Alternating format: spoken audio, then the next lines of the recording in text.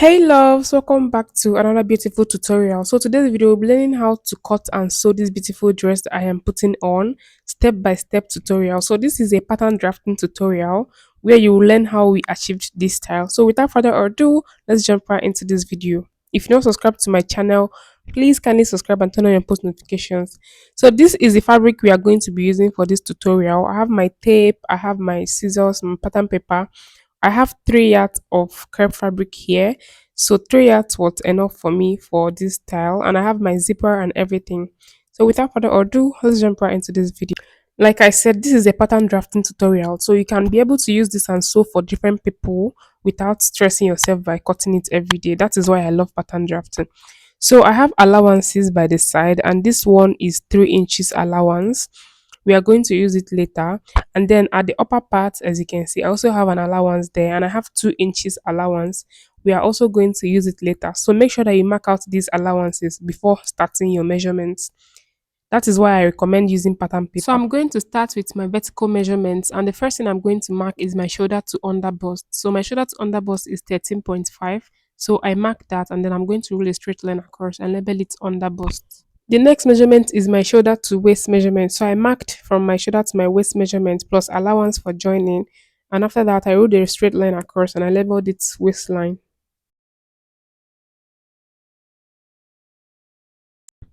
So the next measurement is shoulder to hip measurement. So because my pattern paper was not enough, I had to add extra paper.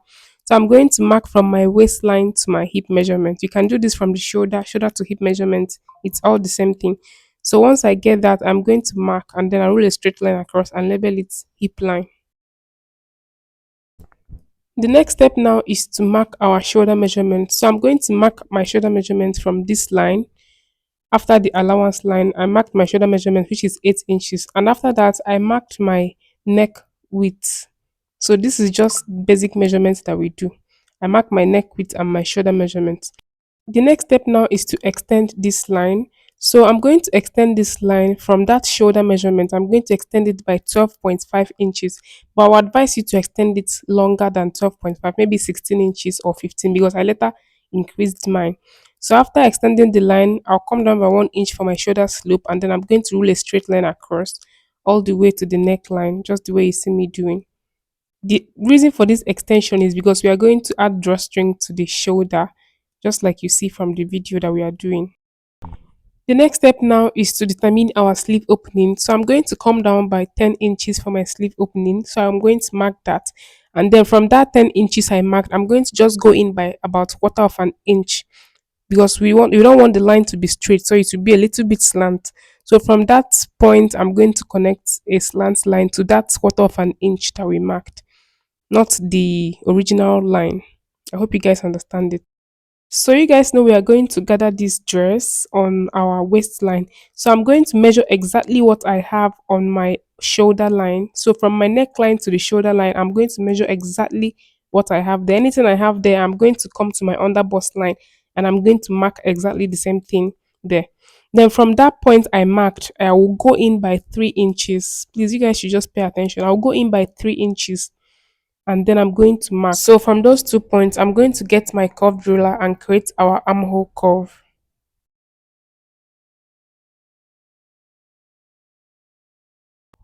So now the next step is to work on our front neckline. So remember that our neck width was 3 inches. So now for the front neck depth, I'm going to be coming down by 9 inches. This is how deep I want mine to be. So if you want yours to go deeper, you can come down by 10 inches. So after marking the 9 inches, I'm going to connect a straight line all the way from the neck width to the neck depth. So once I'm done with that, the next step now is to extend this line on the underbust line. So on the underbust line, I'm going to extend the line. This is going to be for the overlapping of the front. The front has an overlap design, so that is the reason why we left this allowance. So on that line that we extended, I'm going to mark 2.5 inches. So after marking 2.5 inches outward, from that 9 inches depth that we marked, just the way you see me doing, connect all the way to that 2.5 inches. So just make sure that the line is smooth. Hope you guys understand what I'm saying. So now after doing that, in order to avoid our edge being too sharp, I'm going to come up by half inch. Just watch what I'm doing. Come up by half inch on that line, and then I'm going to extend it inward But before the extension, you're going to go in by 3 inches from this point that I am marking. Go in by 3 inches, and then from that half inch that we went up earlier, extend the line in a straight form, just the way you see me doing. Just watch what I'm doing so that you don't get confused. Anything I'm doing, just do it on your own. So now we have the front neckline. This is to make sure that it doesn't gape when we finish sewing. Hey love, so I want to explain this again so that in case you are confused, you understand what we did. So remember that our neck width was 3 inches. So I marked 3 inches for our neck width. Then for our front neck depth, I came down by 9 inches and then I connected my neckline. So after that, I am going to come out by 2.5 inches on this allowance that we left. So I marked 2.5 inches outward, just the way you see me doing. And after marking the 2.5 inches outward, I am going to connect from that 9 inches neck depth all the way to that 2.5. Can you see how I extended the line? Then I'm going to go up by half inch on that point. After going up by half inch, I'm going to go in by 3 inches again from this point. Just be watching my finger, and then I'm going to slant it. This is to avoid gaping. So that's exactly what we did. Now we are going to cut the back neckline. So for the back neckline, it is very simple and straightforward.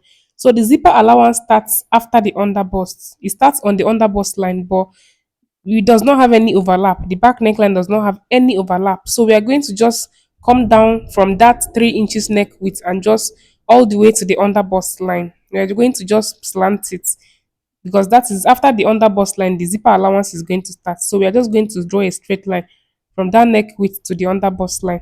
So I'm going to label it back so that you guys will not be confused. And the first one we did, I'm going to label it front. So that is our back neckline. So the next step now is to mark our drawstring allowance. So remember that this dress has a drawstring at the shoulder. That is why we left this allowance at the top. So now I'm going to mark an allowance. You can do 2 inches, you can do 1.5, you can do 1. Anything that will make you sew your drawstring casing carefully, and then you're going to pass your drawstring there. Just mark. So for me, I'll be marking 1.5 inches. So from that neck point, I'm going to be marking 1.5 inches all the way. Ignore this first line, the starting line. Please ignore it because remember we came down by 1 inch for our shoulder slope. So you are going to start exactly from your new shoulder line. So shoulder slope inclusive, I'm just going to be marking 1.5 inches upward. So I'm going to just cancel the first line so you don't get confused. So after marking that, I'm going to connect this in a straight line and then I'm going to just mark it.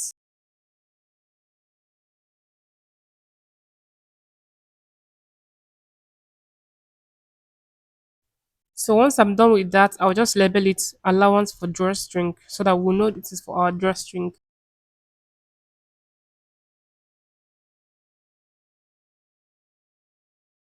So the next step now is to mark the rest of this dress. So from the underbust line, I'm supposed to mark my round underbust divided by 4 plus allowance, but I marked my round waistline divided by 4 plus 1.5 inch allowance.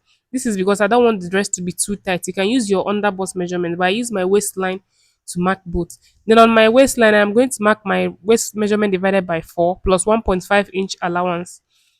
So after doing that, I'm going to just connect the line.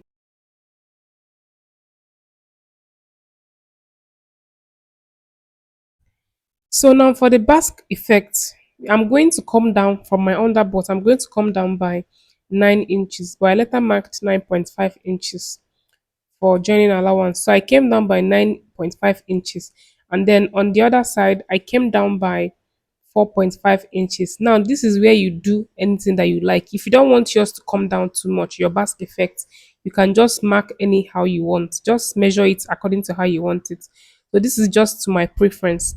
And after that, I'm going to just connect it all in a V shape like this. This is for the basque waistline.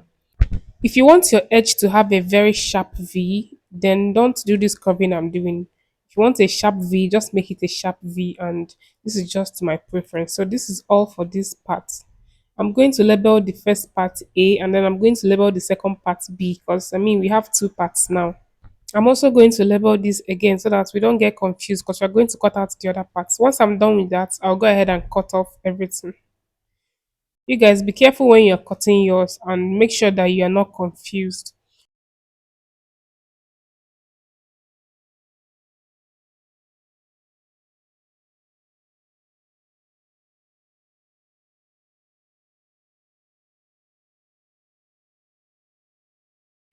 So this is what we have. We have the first and the second part, A and B.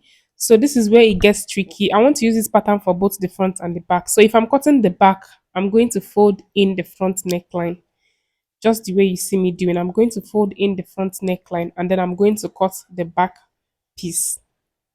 So after cutting the back piece, you can see this is two in one pattern. If I want to cut it for the front, I'm going to open it up. I'm only going to fold this lower part, this bottom part, because that is what we wanted to eliminate for gaping.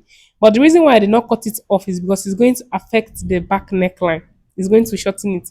So only for the front neckline, I am going to fold it. So here I want to add a zipper allowance. Like I said, I like to have my everything in my pattern. You can do this on your fabric when you're cutting, but I like to include everything. So I'm going to get more paper and I'm going to attach an extra for my zip allowance. So after that, I'll proceed to mark. So for my zip allowance, I'm coming out by 1 inch. So that is the allowance I want for my zip allowance. I marked 1 inch and then I connected it in a straight line.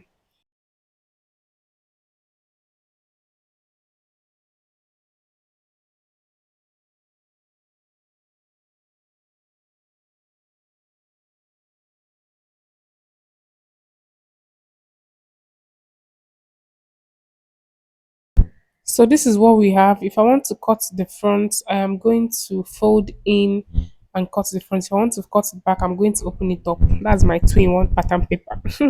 So I still have few adjustments to make and that will be all for this pattern. So to avoid zipper bulge, I'm going to come in by half inch on the waistline and then I'm going to connect it all. This is going to eliminate any form of zipper bulge that we'll have. So just go ahead and do that. So guys, if you made it to this point, thank you so much for stopping by. And if you have any questions, please comment down below and I am going to assist you. So this is the part one of this. This is the pattern drafting and the part two is going to be right after this video for the cutting and the sewing. Don't forget to like, comment and subscribe. Bye.